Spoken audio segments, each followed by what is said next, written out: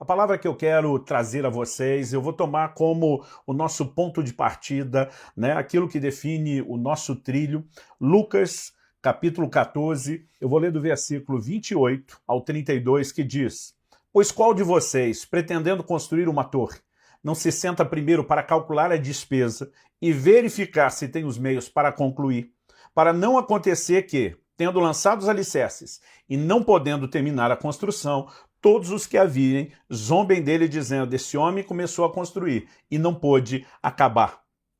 Ou qual é o rei que, indo para combater outro rei, não se senta primeiro para calcular se com 10.000 poderá enfrentar o que vem contra ele com 20.000?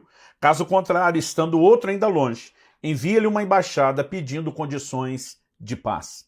Basicamente, podemos resumir o que Jesus está falando aqui da seguinte forma: antes de se iniciar qualquer tipo de empreendimento, nós precisamos calcular quanto custa esse empreendimento. A necessidade de calcular o quanto custa é para ver se damos conta de ir até o fim. Jesus estava dizendo, se nós fazemos um cálculo prévio e descobrimos que não vamos dar conta de ir até o fim, é melhor nem começar o empreendimento. E é lógico que o que Jesus está ensinando vale para a vida natural, planejamento, orçamento, qualquer projeto de ordem natural, mas é evidente que Jesus estava aplicando isso sobre a vida cristã.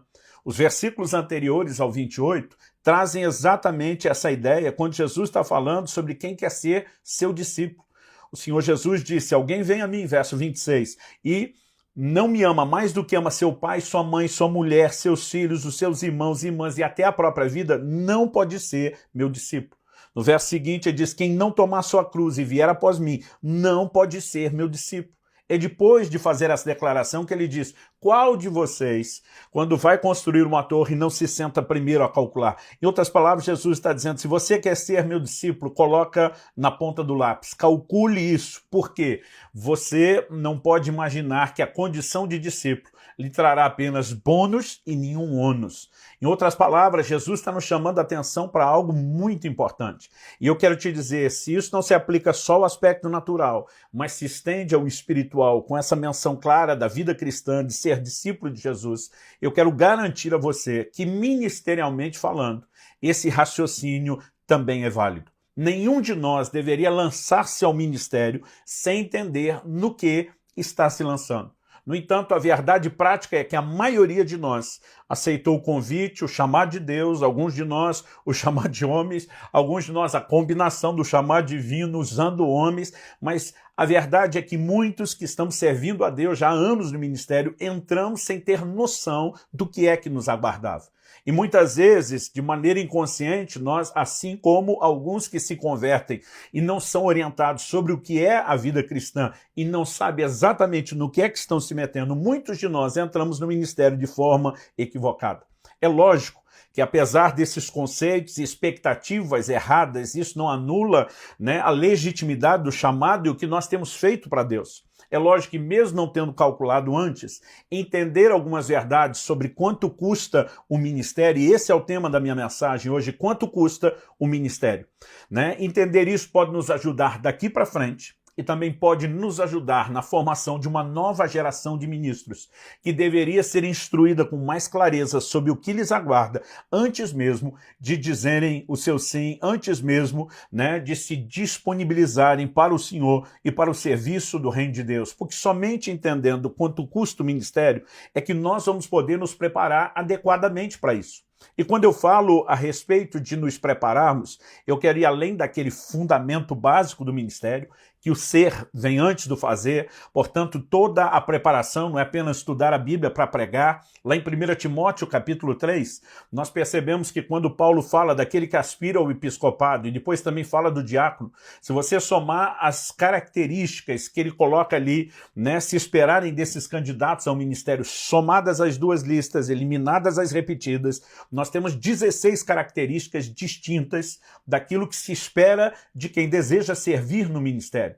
Dessas 16, só uma diz respeito à habilidade, apto para ensinar. Todas as outras são traços de caráter. Então, obviamente, precisamos de uma mentalidade mais acurada em relação ao ministério sobre o ser vindo antes do fazer. temos uma mensagem extraordinária do pastor Samuel de Souza Júnior chamada A Mão e o Coração, que fala exatamente sobre essa distinção de ser primeiro e fazer depois. Mas eu não quero entrar de maneira profunda nesse detalhe que eu quero tratar hoje como fundamental. O meu foco, né, indo além desse fundamento, desse alicerce que o ser vem antes do fazer, é tratar aqui de algumas questões muito específicas. Em primeiro lugar, eu quero falar das adversidades que nós vamos enfrentar no ministério. Em segundo lugar, eu quero abordar a questão relacional, lidar com pessoas. E terminar em terceiro lugar, falando a respeito de um foco na recompensa.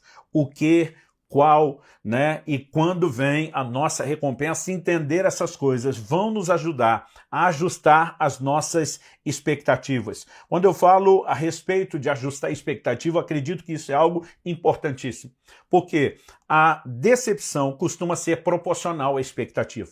E quando desenvolvemos uma expectativa equivocada e Deus não tem compromisso nenhum com ela, nós vamos nos frustrar. Agora, quando entendemos qual a expectativa que podemos ter, determinada pelo próprio Deus, então é certo que não haverá frustração no ministério. Tem muita gente hoje frustrada no ministério porque não teve a visão correta do que era o ministério antes de entrar, ou mesmo ao longo dos anos no exercício do ministério.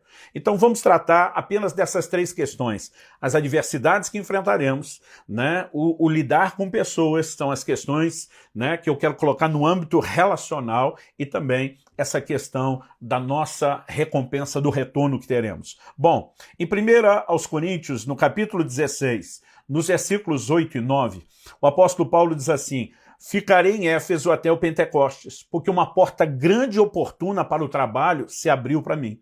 Mas ele conclui dizendo: e há muitos adversários.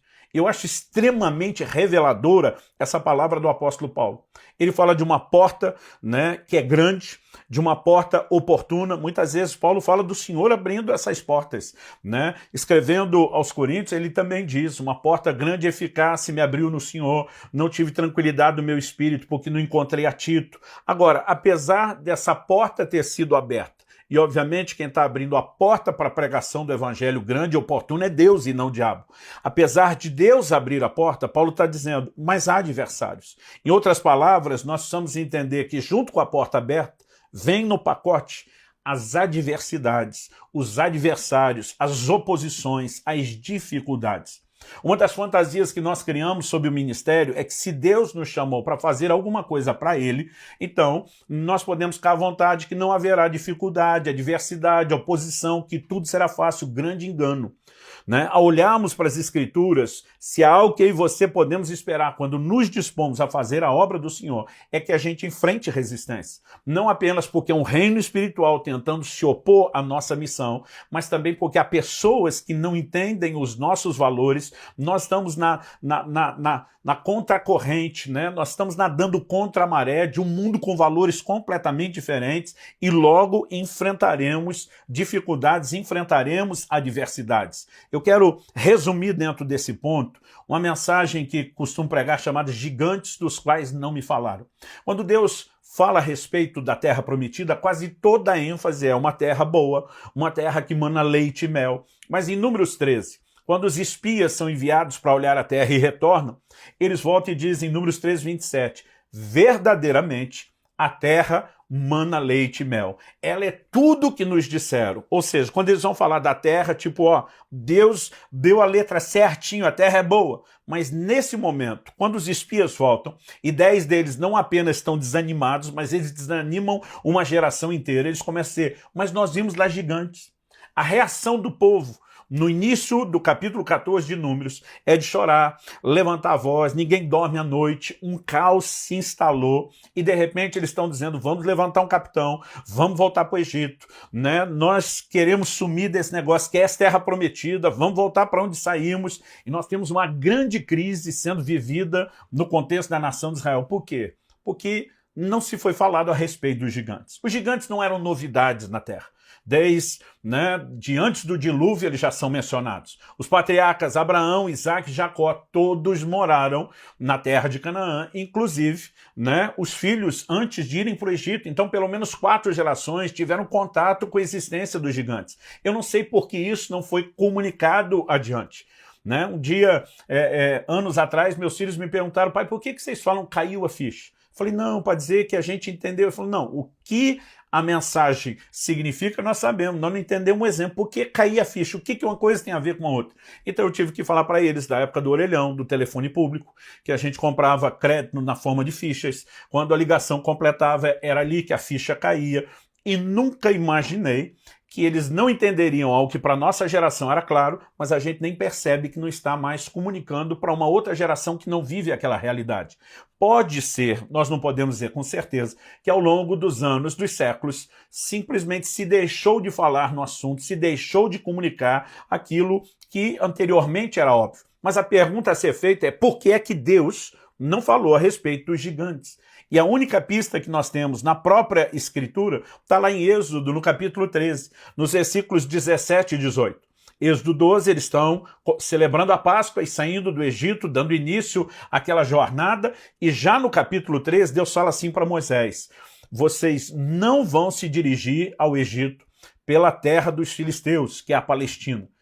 Se você imaginar um mapa, um quadrado aqui à frente, um retângulo, o Egito está aqui embaixo, era só subir em linha reta, diagonal, e entrar na terra prometida aqui pela Palestina. O que Deus faz com eles é descer, atravessar o Mar Vermelho, subir lá do outro lado pela terra da Jordânia, para lá em cima, cruzar o Jordão e entrar. Agora, esse povo está andando a pé, era um caminho exageradamente maior. Por que Deus não deixou pegar o atalho, apesar de ser mais prático? O Senhor diz assim: porque se eles verem a guerra, eles vão desanimar e vão querer voltar para o Egito. Em outras palavras, embora Deus nunca possa ser acusado de ser desonesto, porque desde Gênesis 15 ele já revelou a Abraão: olha, a sua descendência vai ser reduzida à escravidão numa terra alheia, depois eu vou julgá-los, vão sair com grandes riquezas, vão voltar para cá. O mesmo no Novo Testamento, Jesus diz: no mundo tereis aflições, mas tem de bom ânimo, eu venci o mundo. Deus não costuma esconder problemas, mas nós não podemos negar que ele trabalha o que eu chamaria aqui de um gerenciamento de informações. Deus não ficou dando ênfase no problema que eles iriam enfrentar. Outro dia alguém me disse: mas pastor, Deus não queria que na saída eles dessem de cara com a guerra e desanimassem, mas eles não iam desanimar lá na frente quando vissem os gigantes? Eu falei: olha, não apenas iam, como desanimaram e quiseram voltar para o Egito da mesma forma como Deus preveu. E alguém me perguntou: mas qual é a diferença? Eu falei: a diferença entre desanimar na saída e desanimar depois é que Deus queria que primeiro eles vissem a terra. É como se Deus estivesse dizendo algo mais ou menos o seguinte: o desânimo não pode entrar antes da inspiração. Mas se eu colocar a inspiração primeiro, eles têm combustível para lidar com o desânimo depois. E algo que eu e você precisamos entender ao longo da caminhada da vida cristã, e em especial no ministério, é que nós vamos lidar com gigantes dos quais não nos falaram. Por quê? Por que Deus não fala disso? Porque Deus não dá moral para problema. Em João, no capítulo 16, nos versículos 12 e 13, Jesus fala para os discípulos: eu tenho muito o que vos dizer, mas vocês não podem suportar agora. Em outras palavras, ele está dizendo: se eu for exageradamente honesto, eu desestabilizo vocês nesse momento. Então, à medida que vocês vão andando e crescendo, eu vou dosando as informações. Quando vier o Espírito da Verdade, ele vai anunciar todas as coisas, inclusive essas que eu não estou podendo falar agora para vocês. Então, não significa que Deus esteja escondendo, mas ele vai gerenciar. E nós precisamos entender essa dinâmica. O fato de que Deus nos enviou a fazer algo não nos isenta de enfrentar problemas. Então, por que Deus não fala tanto dos problemas? Porque se ele focar muito no problema, eu e você desanimamos e não nos deixamos ser inspirados. Ao olhar para a palavra de Deus, eu vejo isso. Em Êxodo, os capítulos 3 e 4, nós temos a manifestação de Deus a Moisés na sarça, o Senhor enviando Moisés, falando dos sinais que ele ia operar diante do faraó. Você consegue imaginar a expectativa de Moisés? Quando eu chegar lá, o faraó vai ver quem é Deus, a coisa vai acontecer, mas quando ele chega, o faraó não dá ouvidos, não só não dá ouvidos, como piora a condição do povo. Diz: vocês devem estar muito ociosos para pensar em adoração, eu vou encher vocês de trabalho. Quando Êxodo capítulo 5, verso 21 diz que quando os capatazes que entram numa reunião com o faraó para oprimir o povo saem, e eles eram do povo dos hebreus, eles estão bravos com Moisés e Arão, eles os acusam, dizendo, você levantou a espada de faraó contra nós, você veio piorar a nossa vida. Agora, imagina aquele cara que chega operando sinais, joga a vara no chão, vira serpente, transforma a água em sangue, esse cara que está imaginando, faraó vai se dobrar e não vê nada do que Deus falou acontecer. Como você reagiria no lugar dele? Bom, por menos do que isso, muitos nós já fomos questionar a Deus e choramingar diante de Deus.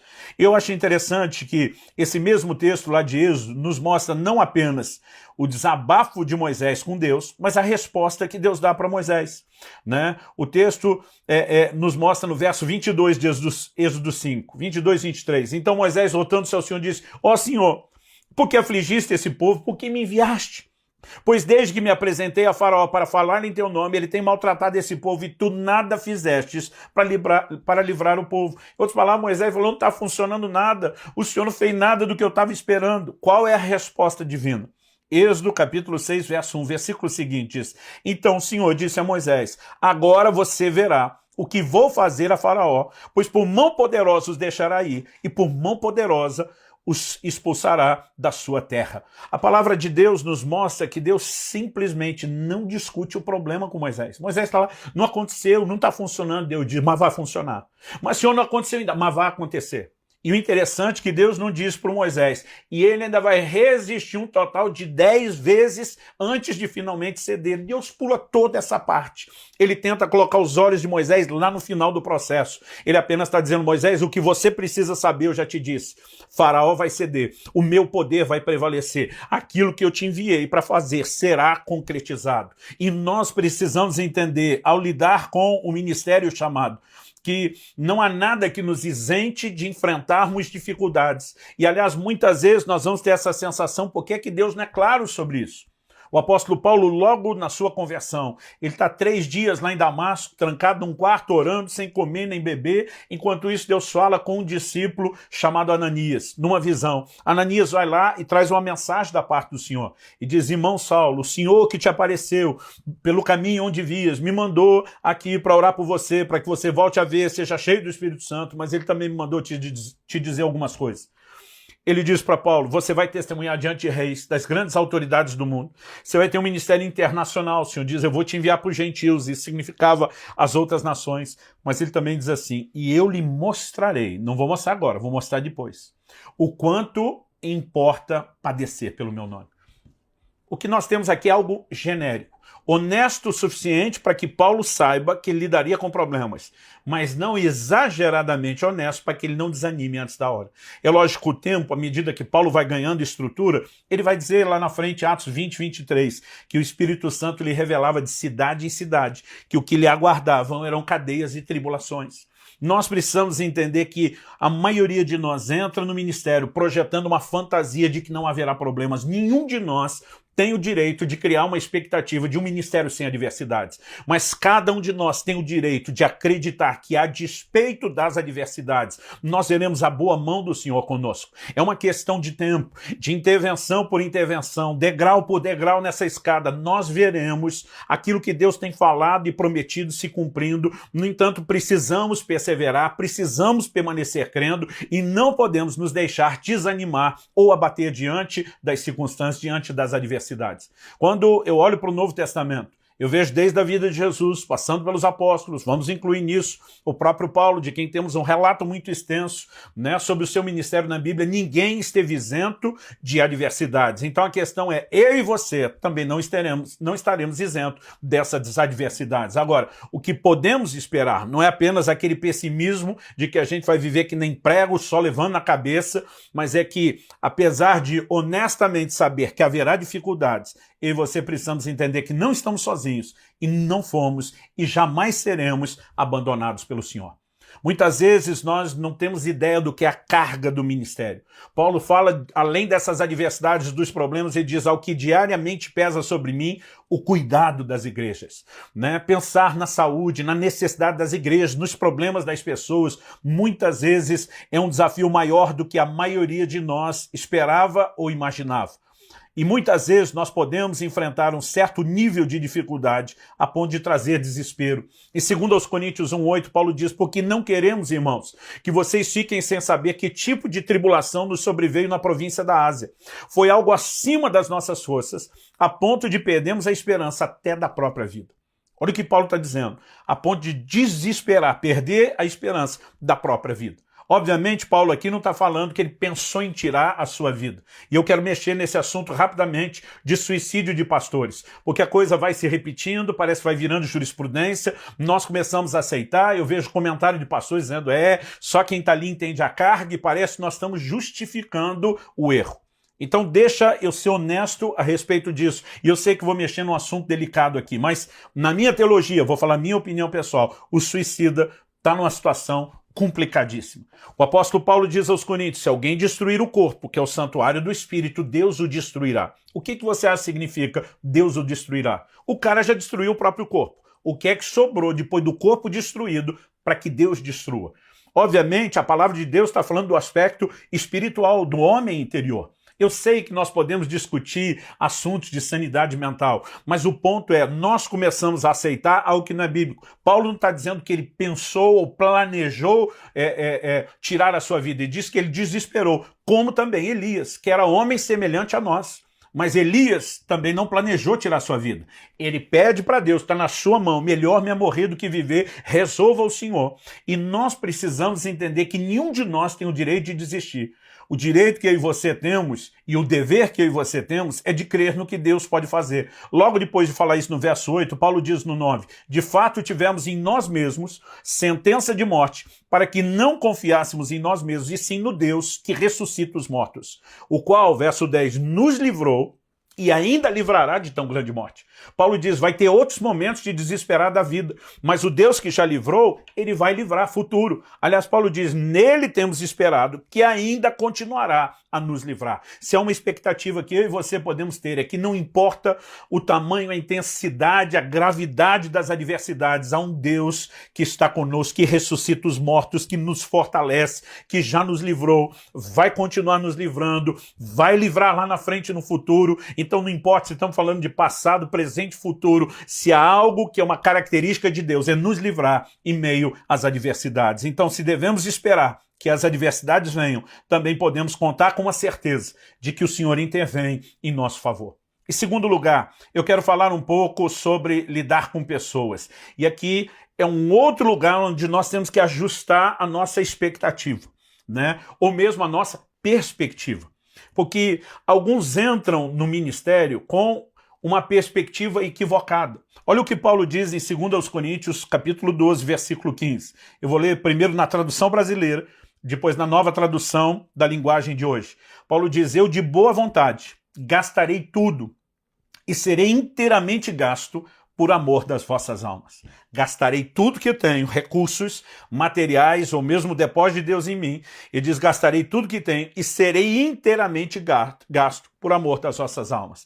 A nova tradução da linguagem de hoje traduziu isso assim, vou ficar contente em gastar tudo que eu tenho e até a mim mesmo para ajudá-los. Anos atrás, muitos anos atrás, numa reunião do MFI, eu não me lembro quem era o preletor, era um preletor que tinha vindo de fora, de outro país, servir a nossa comunhão, mas eu lembro que foi feito uma alegoria, uma ilustração, e ela me marcou. Eu já não lembro quem falou, mas eu lembro do exemplo. E ele dizia que a vida do ministro é algo que se assemelha a uma vela.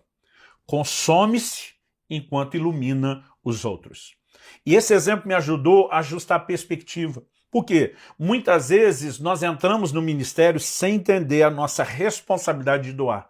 E nós criamos certas expectativas de receber gratidão, receber reconhecimento, receber algum tipo de recompensa. E a mentalidade do ministro tem que ser, eu vou me gastar, eu vou dar tudo que eu tenho, tudo que eu sou, em prol dos outros. Muitas pessoas, depois de anos agindo dessa forma, começam a se frustrar, cobrando um retorno que não é necessariamente aquilo que Deus prometeu fazer com cada um de nós. Além de que, vamos lembrar que lidar com pessoas não é algo tão simples, é complexo, não só pelos outros, pela gente também. Quando eu olho para o que Jesus teve que enfrentar, em Mateus 17, ele pergunta para os discípulos: até quando vos sofrerei? Até quando estarei convosco? Agora, se Jesus que era Jesus, olha para os discípulos e diz: por quanto tempo mais eu tenho que aguentar vocês, né? Eu e você podemos esperar o que em termos de reações emocionais. Em Mateus 26:40, Jesus olha para aquele time seleto, né, para o qual ele se doou, acredita-se que em torno de 3 anos a 3 anos e meio. E ele diz para eles: nenhuma hora vocês puderam velar comigo. É lógico que o tom ali, humanamente, perspectiva humana, é de decepção. A negação de Pedro, as críticas contínuas dos fariseus, a rejeição da própria família, Marcos 3, depois João 7 diz que nem os seus irmãos criam nele, a princípio. Isso viria a mudar depois. A traição de Judas, né? Vamos passar agora de Jesus e falar a respeito de Paulo e do que ele teve que enfrentar, né? O abandono de Marcos, uma das primeiras viagens missionárias. Depois o conflito com Barnabé, que resultou da maneira como ele teve que lidar com o abandono de Marcos e uma ruptura de uma equipe ministerial que era extraordinária. Paulo fala em Gálatas 2:4 e 2 Coríntios 11:26 sobre estar entre falsos irmãos. Às vezes o falso é gente que não é convertida, às vezes é gente que é convertida e não tem conceito claro ou prático do que é a fraternidade. Ele falou do cuidado das igrejas que pesava sobre ele. Em um momento ele menciona o abandono de Demas, que se desviou, né? Então, há níveis distintos de abandono. Demas simplesmente abandonou, não foi só Paulo, foi a fé, foi Jesus, foi tudo e descambou para o mundo. A Bíblia diz, tendo amado o presente século. Agora, Marcos, por exemplo, só abandonou a equipe, continuou no Senhor, lá na frente pôde ser útil ao ministério de Paulo. Agora, há um momento em 2 Timóteo 4,16, onde ele diz: na minha primeira defesa, ninguém esteve ao meu lado, todos me abandonaram. E essa carta é escrita próximo do final do ministério de Paulo. Ou seja, quando nós olhamos para os modelos que nós temos na Bíblia, não tem nada que garanta que nós vamos ter retorno das pessoas. A única garantia que temos é que nós temos que ter a nossa doação às pessoas. E eu acredito que isso é um ponto que afeta muita gente. Em Hebreus, no capítulo 13, no versículo 17, a Bíblia diz assim: obedeçam aos seus líderes, sejam submissos a eles, pois zelam pela alma de vocês como quem deve prestar contas. Que eles possam fazer isso com alegria e não gemendo. Do contrário, isso não trará proveito nenhum para vocês. Embora aqui o autor de Hebreus está falando ao povo, e não necessariamente aos líderes, vamos reconhecer o fato de que há duas formas de pastorear. Ele está dizendo de gente que vela ou zela pela alma do rebanho, e ele diz que eles possam fazer isso com alegria e não gemendo. O ministério pode ser exercido com alegria ou pode ser exercido gemendo. Isso depende do quê? Não depende de nós. Não depende do pastor. Depende se as pessoas vão se submeter, vão se entregar, vão reconhecer. Agora, você pode imaginar que parte do seu humor e do seu estado de espírito no ministério não depende apenas de você, está na mão das pessoas e elas é que vão decidir o como será o seu ministério, se com alegria ou gemendo. Agora, Deus não foi desonesto sobre essas coisas. Na verdade, o que ele quer é que a gente tenha uma expectativa correta e ajustada. Nem sempre as pessoas vão demonstrar gratidão. Eu acho que essa é uma outra área onde pega muita gente no ministério, especialmente com o passar dos anos. Né? Nós criamos uma expectativa de que as pessoas demonstrem gratidão pela nossa doação, pela nossa entrega. Em 1 Samuel, no capítulo 23, nós lemos sobre como Deus envia Davi a libertar os moradores de Keila que estavam sendo atacados pelos filisteus. Davi vai chamar o seu bando, né, aquela turma que tinha se unido com ele no capítulo anterior, na caverna de Adulão, disse: você tá maluco? Nós estamos com medo aqui de Saul aparecer e nós ter que lutar contra ele. Você quer arrumar uma guerra certa, de graça, uma briga que não é nossa? Davi chega a ficar em dúvida do que o Senhor falou, vai consultar o Senhor de novo. Deus diz: vai lá livrar. Davi mobiliza os homens, diz: cambada, não importa os nossos problemas pessoais, nós vamos servir outras pessoas, né? Nós vamos fazer a vontade de Deus a despeito dos nossos problemas, vamos cair para cima dos caras. Bom, resumindo a história, ele livra a cidade de Keila das mãos dos filisteus. Ele virou o herói da cidade. Mas daqui a pouco chega uma notícia. Qual é a notícia? Dizem para Davi: olha, Saul descobriu que você está numa cidade fechada, com muros, com portões, e ele está vindo para sitiar a cidade. Davi vai consultar o Senhor, e primeiro ele pergunta: Senhor, é verdade que Saul está vindo mesmo? Deus responde para ele: pior que é, meu filho. Aí ele faz uma segunda pergunta para Deus: e o povo de Keila vai me entregar nas mãos dele? Deus responde: Pior que vai, meu filho. Esse é um momento onde talvez uma grande crise poderia ter se instalado em Davi. Senhor, eu arrisquei a minha vida, a vida dos meus homens. Eu fui o herói deles. Nós livramos a cidade deles. Agora simplesmente eles vão esquecer tudo que a gente fez e vão entregar a gente bandeja. Deus está dizendo, aham. A Bíblia só diz assim, Davi e os seus homens se levantaram e saíram sem rumo certo, porque eles não tinham nenhum plano. Agora, o que eu e você precisamos entender é que muitas vezes as pessoas a quem nos doamos não vão demonstrar gratidão. O ponto não é se elas vão ou não, também não quer dizer que vão ser sempre ingratas, já falo disso. O ponto não é se elas vão ou não vão demonstrar ingratidão. A maneira é como eu e você lidamos com isso. Eu tenho visto muitos pastores que, à medida que o tempo passa, eles começam a ficar amargos. Já ouvi muitos deles dizendo, o ministério é ingrato. Um dia desse eu falei, não, você está enganado, o ministério não é ingrato. As pessoas é que são. Ele falou, dá na mesma. Eu falei, não dá na mesma. Porque nós precisamos entender de quem recebemos o ministério. O livro de Hebreus diz que ninguém toma para si essa honra, falando do ministério, a não ser aquele que é chamado por Deus. Quem nos entregou o ministério é Deus. Se o ministério fosse ingrato, isso significa que Deus, além de ser ingrato, também seria injusto. E nós não podemos aceitar essa ideia. As pessoas que nós servimos no ministério até podem ser ingratas. Agora, Davi lidou bem com aquilo. Por quê? Porque de alguma forma ele parece ter processado. Não foi o povo de Keila que me pediu ajuda. Eu não fui fazer um favor para eles. Eu fui livrar Keila da mão dos filisteus porque o Senhor me enviou. Então quem comissionou Davi a fazer aquilo? O próprio Deus. Quem é que tem que ser grato a Davi? O próprio Deus. Naquele momento ele simplesmente processa as coisas com tranquilidade. Ele diz, eu viro a página, cumpri a missão, se esse povo não me quer aqui e não vai mais me honrar, o problema é entre eles e Deus. Eu cumpri a minha parte. Isso, embora seja simples, eu tenho visto que é uma armadilha na qual muita gente tem caído. Aliás, anos atrás eu me lembro de uma situação onde eu estava assim muito angustiado diante de Deus. Eu gosto muito de abençoar as pessoas, de dar presentes, isso é uma coisa que faz parte do meu jeito de ser.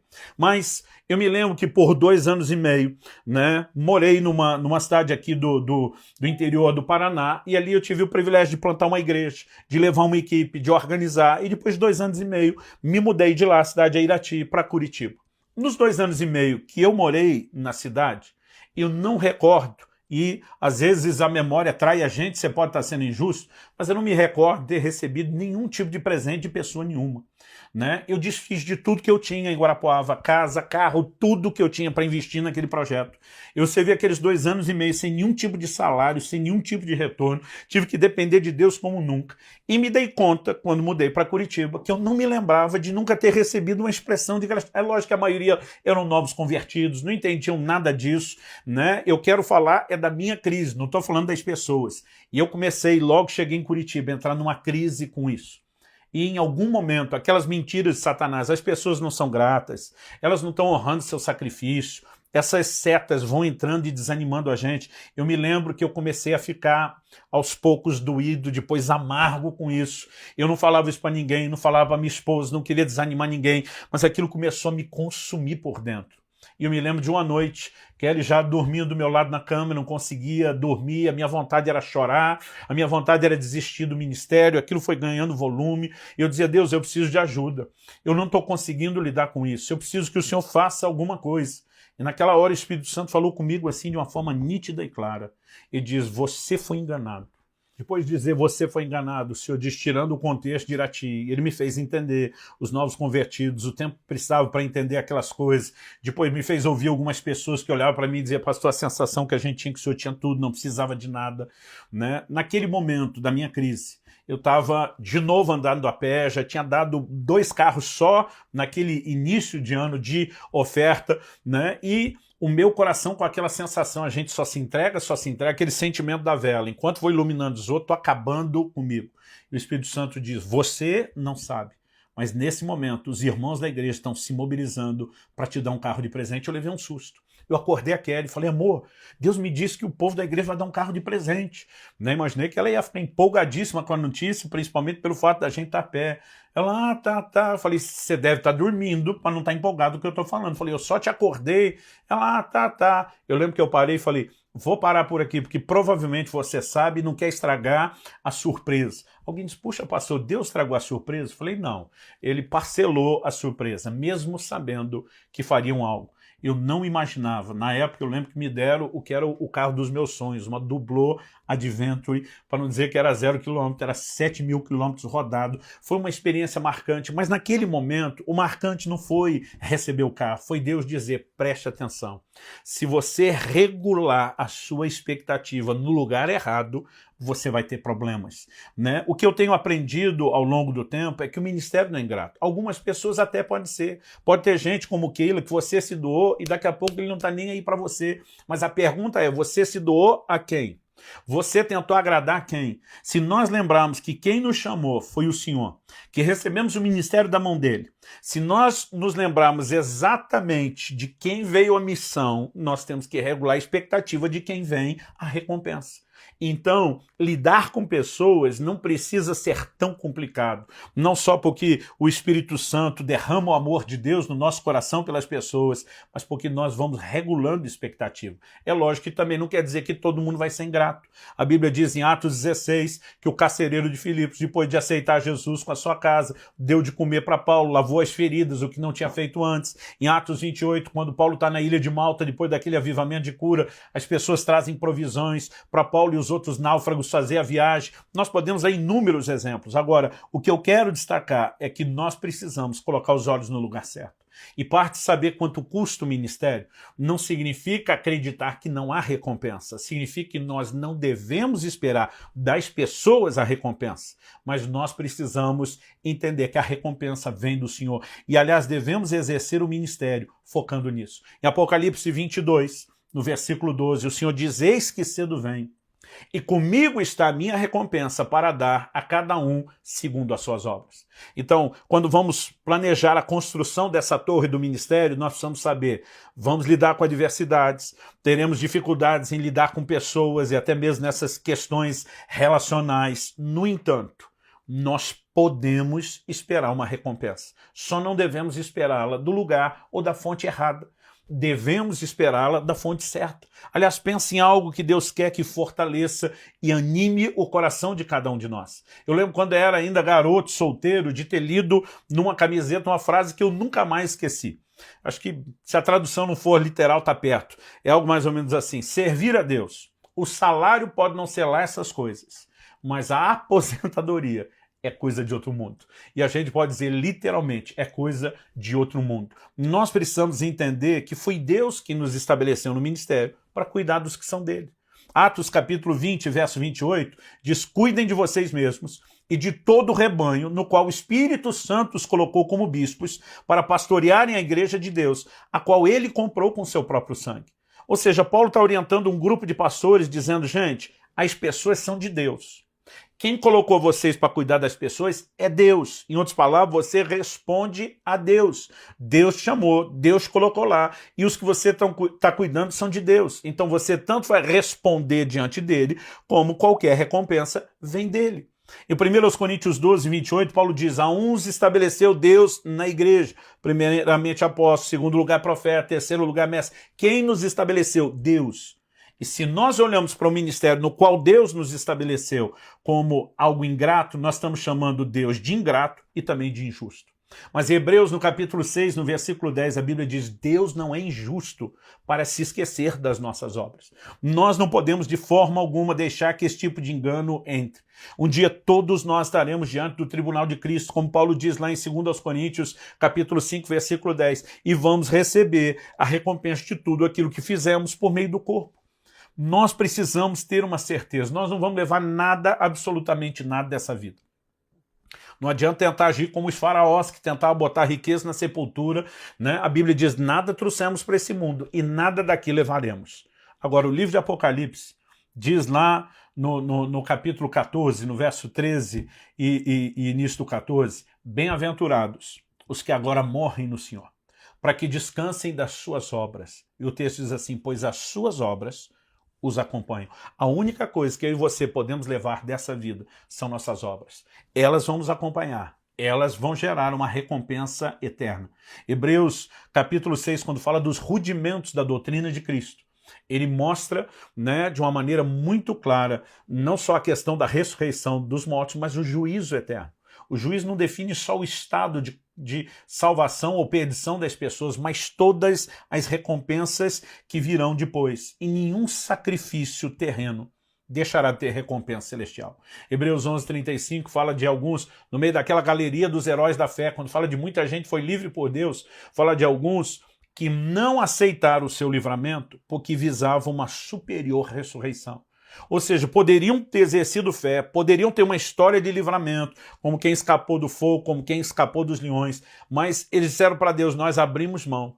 Por quê? Sabemos que se formos martirizados, teremos uma ressurreição superior. Paulo diz em 1 Coríntios 15 que na ressurreição nós precisamos entender que nem toda estrela tem o mesmo brilho que outra estrela. Em outras palavras, haverá níveis de glória distintos. E eles visavam isso. Se eu e você tivermos a mentalidade correta, o ministério não precisará ser dor ou decepção. Nós precisamos jogar fora essa mentira de Satanás, de que o ministério é lugar de sofrimento. Né? Eu converso com pastores em toda parte, em todo canto do Brasil e de tantas nações. Existe um consenso num pensamento de muitos, de que parece acreditar que Deus olhou lá do céu e diz, a vida de quem eu posso azarar na terra? Fulano, Beltrano, Ciclano, vamos botar tudo no ministério, né, para azarar a vida deles, para acabar com eles. Não. O livro de Hebreus diz, ninguém toma para si essa honra, a não ser aquele que é chamado por Deus. Meu irmão, minha irmã, colegas, amigos de ministério, nós não podemos pensar no ministério de outra forma. O ministério é uma honra. Pastor, mas ninguém está reconhecendo. E daí? Quem que te chamou? Você não está fazendo um favor às pessoas. Você está cumprindo a missão que Deus te confiou. E o Deus te confiou, né? O Senhor da igreja, ele está dizendo, comigo está a minha recompensa. Haverá um dia, Deus seja louvado, um bendito dia, em que eu e você estaremos diante do Senhor Jesus. E quando ele sorrir para mim e para você, dizendo, servo bom e fiel, entra no gozo do teu Senhor. Naquele momento, tudo o resto que eu e você enfrentamos, as adversidades, né, essa dificuldade com as pessoas, tudo isso terá valido a pena. Naquele momento, entre você, tudo vai gritar em festa, valeu a pena. Então, o meu apelo a você, você precisa entender quanto custa o ministério e ajustar suas expectativas, senão você vai viver decepções desnecessárias. Você também precisa entender para ensinar e preparar uma nova geração. Né? Nós precisamos de uma geração de ministros raiz e não Nutella, como diz a moçada hoje em dia. Gente que de fato entenda e tenha as convicções corretas. Gente que não desabe ao longo do caminho. O apóstolo Paulo, e eu gostava sempre de usar esse texto para minha liderança desde o início da igreja aqui em Curitiba e mesmo pastoreando em outros lugares, quando em 1 Coríntios 15, 58, né, ele fala sobre eu e você sermos abundantes na obra do Senhor, sabendo que no Senhor o trabalho não é vão. Então dizia, gente, vamos fazer mesmo, nada disso é perdido. Só que antes de falar isso, Paulo diz, meus amados irmãos, sejam firmes e inabaláveis. Primeiro ele nos ensina a ser firme, a não se abalar por nada. Depois ele diz, o seu trabalho no Senhor não é vão. Se eu e você não desenvolvemos essa firmeza, esse posicionamento inabalável, nós também não vamos conseguir ser abundantes na obra do Senhor. Mas com a visão correta, conseguiremos. Virão dias, nós estamos vivendo crises, dias difíceis para muita gente nessa pandemia, mas lembre-se de algo, a igreja sempre emerge mais forte depois das crises. Isso são mais de 2000 anos de história e estatística que se repete. Nós precisamos confiar, o ministério é sobrenatural, o que Deus fará é extraordinário, então não se deixe abater. Levante a sua cabeça, creia, se deixe ser fortalecido para o Senhor, vamos arregaçar as mangas, vamos cair para cima, né, do reino das trevas, vamos lutar com força, vamos estabelecer o reino de Deus, porque o que eu e você recebemos é um privilégio, uma honra extraordinário. Então não desanime. Eu quero orar com você. Pai, eu oro pelos meus irmãos e irmãs que me acompanham essa hora.